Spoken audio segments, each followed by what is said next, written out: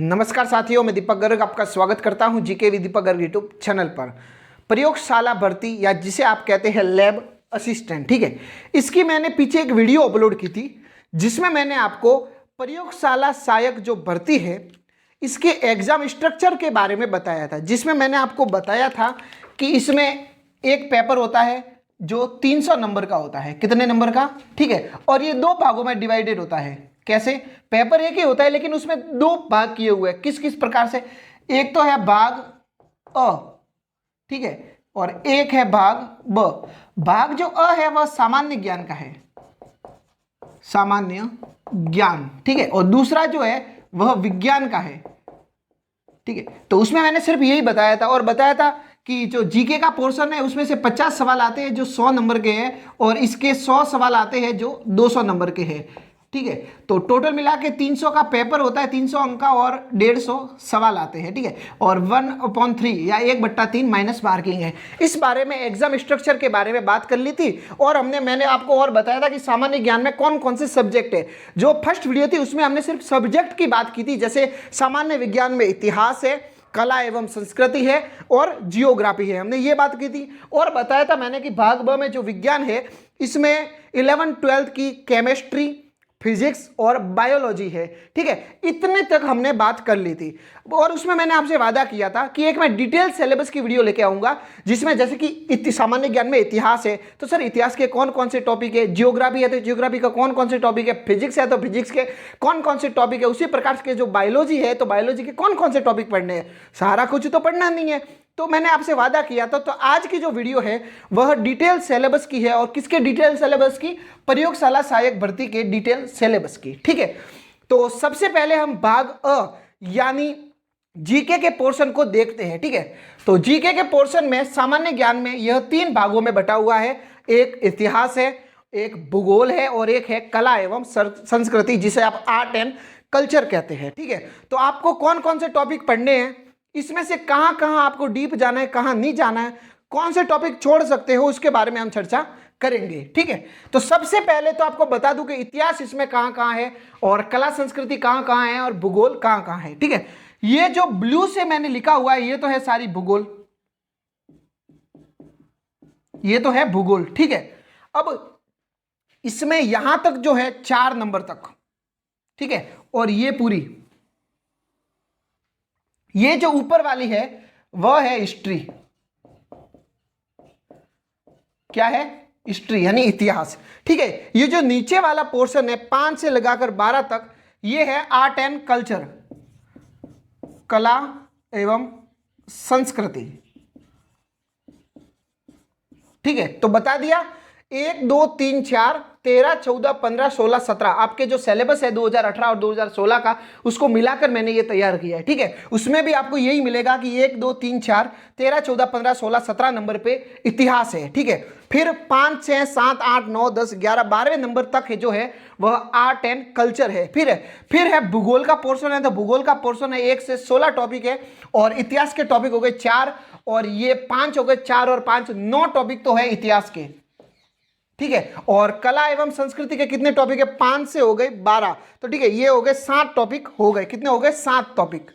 तो 7 टॉपिक तो आपको पढ़ने हैं कला एवं संस्कृति के। हिस्ट्री के 9 टॉपिक है इसमें और भूगोल के हैं 16 टॉपिक। कितने? 16, ठीक।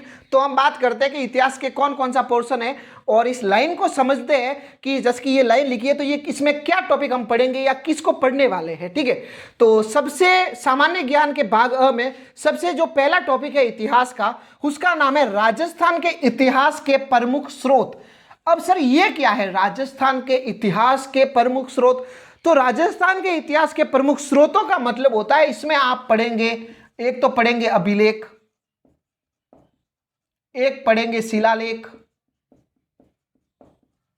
एक आप पढ़ सकते हैं स्तंभ, ठीक है। इस प्रकार से जो जानकारी है या आप कुछ ग्रंथ भी पढ़ सकते हैं इसमें। मतलब प्रमुख स्रोत मतलब इतिहास को आप कहां से पढ़ेंगे? सर मैं तो किताब से पढ़ने वाला हूं। भाई तो किताब की बात अलग है, वो साक्ष्य नहीं है, वो जो है किताब वो छपी है किसी को देखकर। तो वो किस चीज को देखकर छपी है? जैसे कि मैंने आपको बताया था कि राजस्थान जो नाम का प्रथम लिखित परिमाण है वह बसंतगढ़ शिलालेख है।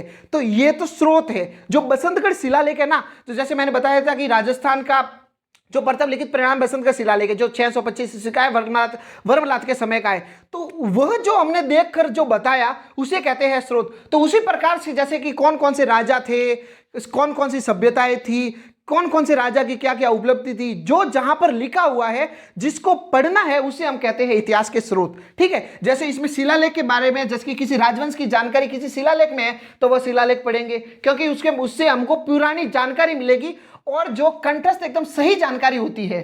ठीक है, फिर हो गया अभिलेख हो गया, फिर स्तंभ, अगर स्तंभ पर कुछ लिखा है या कोई ग्रंथ हो गया, जैसे कोई भी ग्रंथ आप उठा लो तो उसको पढ़ेंगे तो ग्रंथ में क्या है, राजा महाराजाओं की या पुरानी संस्कृति के बारे में लिखा हुआ होता है, तो उसे कहते हैं स्रोत। ठीक है, तो जो पहला टॉपिक है तो वह है राजस्थान के इतिहास के प्रमुख स्रोत।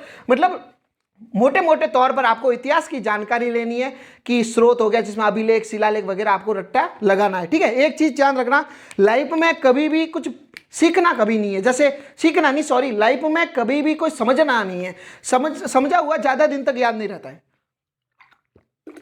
लोग कहते हैं अक्सर कि किसी चीज को समझो, समझने से क्या होगा, याद होगा लंबे समय तक। आपने सुना होगा आ ई पढ़े थे, ये कहां समझा था उस समय, रट्टा लगाया था कि अ से अनारी है तो अनार आज भी अनार है, कहीं चेंज तो हुआ ही नहीं। क से कबूतर है तो आज भी क से कबूतरी है, क से कोई दूसरा हुआ ही नहीं है। तो रट्टा नहीं लगा, मतलब आपको समझना नहीं है, रट्टा लगाना है। क्योंकि चलो मैंने आपको बता दिया कि बसंतगढ़ शिलालेख राजस्थान का प्रथम लिखित परिमाण है। ठीक है, तो इसमें आप क्या समझ लोगे मुझे ये बताओ। नहीं, आप क्या समझ लोगे इससे? ठीक है, तो समझने वाली कोई बात नहीं है। इतिहास और भूगोल को लगाओ रट्टा। आपको नौकरी चाहिए, 6 महीने तक लगाओ रट्टा। रट्टा लगाने से क्या है, ज्यादा दिन तक याद नहीं होता है ना, सब होता है। आप लगाओ रट्टा, रेगुलर लगाओ, 6 महीने तक, एग्जाम तक लगाना, उसके बाद में भले भूल जाना। कोई नहीं पूछेगा आपको नौकरी देने के बाद कि भाई हाँ कि बता कि राजस्थान का क्षेत्रफल कितना है या राजस्थान के कौन सा शासक है, कोई नहीं पूछेगा। ठीक है, एग्जाम तक आपको रट्टा लगाना है। ठीक, तो उसके बाद में जो सेकंड टॉपिक है वह है सभ्यताएं। सर सभ्यताएं क्या होती है? तो सभ्यताओं में हम पढ़ेंगे जैसे जब हम नहीं थे, जब हमारे पूर्वज नहीं थे, बहुत हजारों साल पुरानी बात है, जब हम नहीं थे और उस समय जो अलग लोग थे जिनके पास में ना ही कोई टेक्नोलॉजी थी, ना ही उनका दिमाग इतने विकसित था, उस प्रकार की जो कपड़े भी नहीं पहनते थे, इस प्रकार के जो व्यक्ति थे या इस प्रकार का जो युग है वह सभ्यता में पढ़ते हैं। जैसे सभ्यता हो गई काली बंगा सभ्यता हो गई, पीली बंगा सभ्यता हो गई। राजस्थान में सभ्यता गिनी चुनी है, एक दिन का टॉपिक है ये। ठीक है, तो आप वहां से सभ्यता कवर कर लेना। ठीक, बाद में है तीसरा टॉपिक राजस्थान के प्रमुख राजवंश एवं उपलब्धियां। इसका मतलब यह हुआ कि आपको राजस्थान के पूरे राजवंश पढ़ने हैं। प्रमुख पूछा है राजवंश, तो इसमें आप कौन से प्रमुख नहीं है? क्या बीकानेर के प्रमुख नहीं है? क्या जैसलमेर के भाटी प्रमुख नहीं है? या मेवाड़ के सिसोदिया प्रमुख नहीं है? या जयपुर के कछवा प्रमुख नहीं है? या हाड़ौती के हाड़ा प्रमुख नहीं है? तो आपको जो राजवंश है वह पूरे कवर करने। हाँ, ये हो सकता है कि आप तह तक ना जाए, डीप ना जाए, ऊपर से पढ़ लोगे।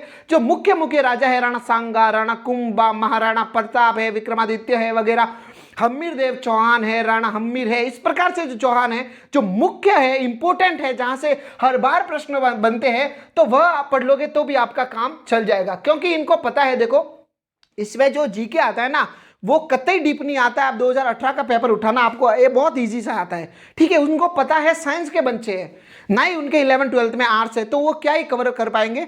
तो वो ऊपर ऊपर से पूछते हैं, एक आधा सवाल आ भी गया तो आप 49 सवाल, जो जीके के 50 सवाल आते हैं, तो 49 पर फोकस कीजिए, एक सवाल तो किसी को भी नहीं आएगा। ठीक, तो राजवंश एवं उपलब्धियां तो क्या है, उन्होंने क्या वगैरह बनाए और उनकी क्या उपनाम थे। ठीक है, उस प्रकार से जो बातें हैं हम राजस्थान के प्रमुख राजवंश हैं, उपलब्धियां, मतलब तीसरे टॉपिक में कवर करने वाले हैं। चौथा टॉपिक जो है बहुत ही इंपॉर्टेंट टॉपिक है, जिसका नाम है मुगल राजपूत संबंध। इसमें हम संबंध के बारे में बात करेंगे कि मुगल राजपूत विवाह पहला किसने किया, मुगलों की अधीनता स्वीकार पहले किसने की, मुगलों से जो भी हमने रिलेशन बनाए, मुगलों से हमने क्या कुछ बनवाया, मुगल हमारे यहाँ पास कब आए, किसने उनको शरण दी वगैरह, ये जो भी सारे टॉपिक है या जो भी सारे बातें हैं वह चौथे टॉपिक में मुगल राजपूत संबंध में हम पढ़ेंगे। ठीक है, इसके बाद में जो पांचवा टॉपिक है जो 13वीं लाइन पर लिखा है कि राजस्थान के प्रमुख व्यक्तित्व में भाई राजवंश वाली बात है कि सारे व्यक्तित्व है, जैसे महाराणा कुंभा क्या प्रमुख व्यक्तित्व में नहीं है, फिर सांगा है, महाराणा प्रताप है, अमीरदेव चौहान, पृथ्वीराज चौहान, जयपुर के कछवा है, प्रमुख व्यक्तित्व में आते। तो ये आप मतलब ये जो टॉपिक है वह दोनों एक ही है, 13वां और तीसरा, ठीक है, 13वां और तीसरा टॉपिक एक ही है, आप एक चीज कवर कर लेना दोनों हो जाएगा, ठीक है। उसके बाद में है राजस्थान की प्रमुख रियासतें, ठीक है, ब्रिटिश संधियां, ठीक है, 1857 का विद्रोह, ये इंपॉर्टेंट है, ठीक है, सबसे इंपॉर्टेंट है। एक तो आप 1857 की जिसे क्रांति कहते हो वो क्रांति नहीं है, विद्रोह है, ठीक है। तो 1857 का विद्रोह याद कर लेना, रट्टा लगा देना। ब्रिटिश संधियां याद कर लेना कि किस शासक ने सबसे पहले संधिया की, किसने सबसे अंतिम में अंग्रेजों से संधिया की, तो सिरोही था सबसे अंतिम में संधि करने वाला वगैरह, ठीक है, वो हम बाद में पढ़ लेंगे। फिर है राजस्थान की रियासतें, तो रियासतें तो मेवाड़ रियासत हो गई, मारवाड़ रियासत, तो वही है जो तीसरे टॉपिक में है, वापस वो उनको याद रख करना है, ठीक है। फिर बात है 15वां टॉपिक है, मतलब 4 5 6 7वां टॉपिक है जनजाति आंदोलन, जो भील या मीणा जाति के जो आंदोलन है, आदिवासियों के जो भी आंदोलन है, वो इस आंदोलन पढ़ने हैं, उनकी क्या विशेषता है, क्यों किया आंदोलन, किस किसने प्रमुख भूमिका निभाई, किस किस महिला ने भूमिका निभाई, तो वो याद कर लेना, ठीक है। फिर है प्रजामंडल, तो प्रजामंडल के बारे में भी याद कर लेना, ये भी इंपॉर्टेंट है। मतलब ये जो चीजें है ना, 13वां छोड़ लो, 14वां, 15वां, 16वां, 17वां, आप ये चीज याद नहीं करोगे तो चलेगा, लेकिन ये 4 जो टॉपिक है 14वां, 15वां, 16वां, 17वां, किसी भी एग्जाम में देखना यहां से प्रश्न मैक्सिमम आते हैं। कितने? मैक्सिमम, यहां से कम आते हैं। अब राजवंश से पूछना कम हो गया है, इसे कहते हैं मॉडर्न हिस्ट्री, राजस्थान का आधुनिक इतिहास के ये प्रश्न यहां से आते हैं, ठीक है। तो आधुनिक राजस्थान से ज्यादा प्रश्न आते हैं, इसलिए आप इन पोर्शनों को पहले कवर करें। फिर जो नेक्स्ट लाइन है वह है राजस्थान का एकीकरण, यहां से हर बार का एक प्रश्न फिक्स है और किसी का भी एग्जाम दो बोले, ठीक है। तो राजस्थान का एकीकरण कितने चरणों में हुआ, किस चरण में कौन कौन से रियासतों ने मतलब वो जुड़ी है, कौन कौन लेट जुड़ी है, कब डेट याद है, हाँ, एकीकरण में और प्रजामंडल में सबसे इंपॉर्टेंट डेट ही है, डेट याद कर लेना, ठीक है। और हम जैसे कि वीडियो भी मैं अपलोड कर दूंगा, इसके बारे में टेंशन ना लो, जीके पूरा कवर करवा दूंगा। फिर है राजनीतिक जन जागरण, ठीक है, फिर एवं विकास, मतलब महिलाओं के संदर्भ में राजनीतिक जन जागरण एवं विकास, ठीक है। तो महिलाओं के संदर्भ में जैसे कि महिलाओं की कुप्रथा कौन कौन सी है, या जैसे महिलाओं का विकास कब से हुआ, किस रियासत ने सबसे पहले महिलाओं को जो है छूट दी कि वो पढ़ सकते हैं वगैरह, इस बारे में बहुत सारी चीज़ें, जैसे घूंघट प्रथा हो गई, कब बंद हुई वगैरह, इस तरह की जो चीज़ें आती है जो महिलाओं से रिलेटेड है, तो वह राजनीतिक जन जागरण एवं विकास में आती है, ठीक है। ये हो गया अपने इतिहास का पोर्शन कवर, जिसमें हमने 7 से 8 टॉपिक देखे हैं जो बहुत ईजी से है, कतई डीप जाने की जरूरत नहीं है, अब पढ़ लेना आराम से, 1 से 1.5 महीने में ये कवर हो जाएगा, ठीक है। इसमें मैं तो मैं यही कहूंगा 14वां, 15वां, 16वां, 17वां रट लेना, 17वां ना भी रटोगे तो 3 तो ये पहले रटना, उसके बाद में राजवंश कर लेना, बाद में अगर राजवंश करोगे तो मुगल राजपूत संबंध हो जाएगा, प्रमुख व्यक्तित्व हो जाएगा और ये रियासत हो जाएगी, ठीक है। मतलब एक टॉपिक से 3-4 टॉपिक आपके कवर हो जाएंगे, ठीक। अब देखते हैं कला एवं संस्कृति, आर्ट एंड कल्चर। सबसे पहले है स्थापत्य कला की विशेषताएं, स्थापत्य कला क्या होती है। अब देखो स्थापत्य कला का मोटे तौर पर मैं अगर आपको बताऊं कि किसे कहते हैं, तो आप अपनी आंखों से जो चीज देख रहे हो, जो इतिहास की दृष्टि से काफी इंपॉर्टेंट है, उसे कहते हैं स्थापत्य कला। सर मैं तो मकान देखता हूं, तो वो भी है, अगर किसी राजा ने वो मकान बनवाया तो वो रट्टा लगाना है। सर मैं तो दुर्ग देखता हूं, तो दुर्ग भी आता है स्थापत्य कला में। सर मैं तो किला देखता हूं, किला भी आता है। सर मैं तो बावड़ी देखता हूं, तो वो भी आती है। सर मैं तो जैसे झील हो गई, झील देखता हूं तो वो भी स्थापत्य कला में आता है। दुर्ग, मंदिर वगैरह जो भी है, दरगाह, मस्जिद, वो सारे जो है वह स्थापत्य कला की विशेषता, मतलब स्थापत्य कला में आते हैं। उनकी विशेषताएं पढ़नी है, ज्यादा डीप नहीं है, ठीक है। फिर है किले एवं स्मारक, वह वही टॉपिक है कि इस टॉपिक को कवर करोगे तो ये हो जाएगा।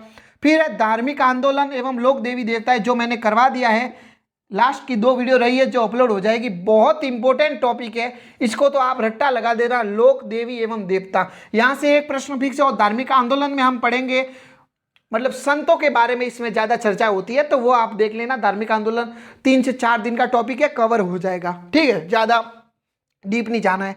फिर है 8वां टॉपिक है राजस्थान की चित्रकला, मतलब चित्र शैलियाँ आपको पढ़नी है कि इसमें जो मुख्य इंपॉर्टेंट है वह तो आपको नाम के रट्टे लगाने हैं कि ये जो नाम है वह किस चित्र शैली से संबंधित है। इस प्रकार से प्रश्न ज़्यादा बनते हैं। तो चित्रकला का टॉपिक अपने चैनल पर अपलोड हो जाएगा, टेंशन ना लो, ठीक है। फिर उसकी शैलियाँ हैं और हस्तशिल्प याद कर लेना कि हाथों की कलाओं से जो बनाए जाते हैं, जैसे कुछ हाथों हस्तकला में जो चीज़ें आती है, जो कोई बनाते हैं हाथों से, जहाँ की प्रसिद्ध है बाड़मेर, बीकानेर, जैसलमेर, तो वह चीज़ें जो है वह अपने 8वें टॉपिक हस्तशिल्प में हम पढ़ेंगे, ठीक है। नेक्स्ट है भाषा, साहित्य एवं कृतियाँ एवं बोलियाँ, मतलब एक तो राजस्थान की आप बोलियाँ याद कर लेना, मेवाड़ी, ढूंढाड़ी वगैरह जो भी है, ठीक है, मेवाती। एक कृतियाँ याद कर लेना कि भाषा, राजस्थान की भाषा साहित्य में कौन कौन सी कृतियाँ या कौन कौन से ग्रंथ है, कौन कौन सी बुक लिखी गई है, ठीक है, रट्टा लगा देना। फिर है मेले याद करने हैं आपको राजस्थान के, त्योहार याद करने हैं, लोक संगीत याद करना है, लोक नृत्य याद करना है, वाद्य यंत्र याद करना है, आभूषण याद करने हैं। अब सर आभूषण तो मैं पहनता ही नहीं हूँ, भाई तू नहीं पहनता है, लेकिन तेरे को याद करना है कि तेरी आने वाली जो घरवाली है वह किस किस जगह कौन कौन सा आभूषण पहनेगी, तुझे वो नाम से याद करना होगा। वो कहेगी कि मेरे को तो वो दिला दो, तो वो पता होना चाहिए कि वो कहाँ पहनेगी वो, ठीक है। तो इस प्रकार से आपको रट्टा लगाना है। आभूषण की 2 से 3 वीडियो में आभूषण कवर है, ज़्यादा बड़ा टॉपिक नहीं है, कवर हो जाएगा। वाद्य यंत्र रटो तो रट लेना, ज़्यादा इंपॉर्टेंट नहीं है इसमें। लोग ये जो टॉपिक है 10वां टॉपिक तो आपको याद करना है। इसमें मेले याद करने हैं, त्योहार, लोक संगीत और लोक नृत्य ये याद करने और आभूषण याद कर लेना, ठीक है। इसमें चित्र शैली और लोक संगीत याद करने हैं, बहुत इंपॉर्टेंट है, और इसमें मेले वगैरह याद कर लेना, ठीक है। फिर है नेक्स्ट टॉपिक है संस्कृति, परंपरा एवं विरासत। जो मैं बातें बता रहा हूँ आप ये मत सोचना कि सर तो मन से बता रही है, ये पढ़ लो। मैंने 2016 और 2018 की पेपर का एनालिसिस कर मैं आपको बता रहा हूं कि कहां से ज्यादा प्रश्न पुटअप हो रहे हैं, ठीक है। संस्कृति एवं परंपरा एवं विरासत, मतलब राजस्थान की कौन कौन सी संस्कृति है, कौन कौन सी धीमे धीमे समय पर जो बंद हो गई है, जिसको वापस लानी चाहिए, क्या कारण था बंद होने का, किसने करवाई बंद, उस प्रकार से जो जो संस्कृति एवं परंपराएं थी कि आज भी वह जैसे परंपराएं, जैसे उसमें कुप्रथाएं भी आएगी, और जैसे कि मृत्यु की परंपरा है, जन्म की परंपरा है, वो बाकी जो भी चीजें हैं वह संस्कृति एवं परंपरा 11वें टॉपिक में आएगी, ठीक है। फिर है पर्यटन स्थल। पर्यटन स्थल आ गया इसमें विशेषता में। पर्यटन स्थल क्या है, किले में घूम सकते हो, बावड़ी देख सकते हो, झील देख सकते हो, मंदिर देख सकते हो, तो वो इसकी विशेषता में आ गया है, ठीक है। एक ही टॉपिक है। ये हो गया कला एवं संस्कृति, जिसे आर्ट एंड कल्चर कहते हैं, वह टॉपिक क्लियर है, ठीक है। ये टॉपिक पढ़ने ज़्यादा आपको पढ़ना है नहीं, ऊपर से पढ़ना है। इनको मैं ज़्यादा तय तक नहीं बोलूँगा कि आप लेवल का पढ़ना, लेवल का पढ़ते हो समय है तो बहुत बेहतर है, वरना आप एक बार ऊपर से देखते भी चले जाओगे तो भी आपका जो प्रश्न है मेरे हिसाब से सही हो जाएगा, क्योंकि उनको पता है कि एग्जाम जो देने आ रहा है वह साइंस का स्टूडेंट है, तो उनके लिए जीके है तो थोड़ा टफ हो जाता है। और इसकी जो क्राइटेरिया है वह भी है 12th पास साइंस का, तो उसके लिए भी थोड़ा एक चुनौती हो जाती है, तो वो देख लेते हैं, मैनेज कर लेते हैं, ठीक है। फिर अपन भूगोल के बारे में बात करें कि राजस्थान की भूगोल जो है वहाँ से कौन कौन से टॉपिक पढ़ने। तो एक तो पढ़ना है स्थिति एवं विस्तार, मतलब इसमें राजस्थान का नामकरण हो गया, राजस्थान की स्थिति हो गया, देशांतर, अक्षांतर, रेड क्लिप रेखा है, राजस्थान के बड़े जिले, छोटे जिले, राजस्थान की अंतर्राज्य सीमा, पंजाब, हरियाणा, गुजरात, मध्य प्रदेश वगैरह जो लगती है वो हो गया, और विस्तार वगैरह, क्षेत्रफल वगैरह याद कर लेना, ठीक है। ये टॉपिक मैंने अपलोड कर दिया है। देखो मैंने इसमें से फिर है बताता हूँ, रुको पहले एक टॉपिक कवर। फिर है भौतिक प्रदेश। भौतिक प्रदेश में आप याद कर लेना, मरुस्थल हो गया, अरावली हो गया, पठार हो गया, मैदान वगैरह हो गया, ये इसमें जो आएगा वह है, ठीक है। भौतिक प्रदेश आपको याद करना है। फिर है अफवाह तंत्र। अफवाह तंत्र में इसमें नदियाँ भी आएगी और झील भी आ गई, ठीक है। तो अफवाह तंत्र में नदियाँ और झील दोनों है, तो अफवाह तंत्र में आपको नदियाँ एवं झील आपको रट्टा लगानी है, जिसमें से झील जो टॉपिक है मेरे यूट्यूब चैनल पर बहुत ही डिटेल में सिलेबस डिटेल वीडियो मैंने अपलोड कर चुका हूँ, ठीक है। तो उसके बारे में आपको चिंता लेने की कतई जरूरत नहीं है। चौथा जो टॉपिक है वह है मृदा है। तो मृदा के बारे में आपको जानकारी होनी चाहिए कि किस, यहाँ से ज़्यादातर जो प्रश्न बनता है या तो आपको प्रदेशों में पूछेगा या पूछेगा कि यह इस जिले में 2-3 जिलों का नाम देगा, इस जिले में कौन प्रकार से किस प्रकार की मृदा पाई जाती है, ठीक है। फिर जलवायु टॉपिक। जलवायु टॉपिक को भी हमने बहुत इंपॉर्टेंट और बहुत बेहतर तरीके से कवर कर रखा है, ठीक है। उसके बाद में है वनस्पति, तो राजस्थान में कौन कौन सी वनस्पति पाई जाती है उनके बारे में पढ़ना है।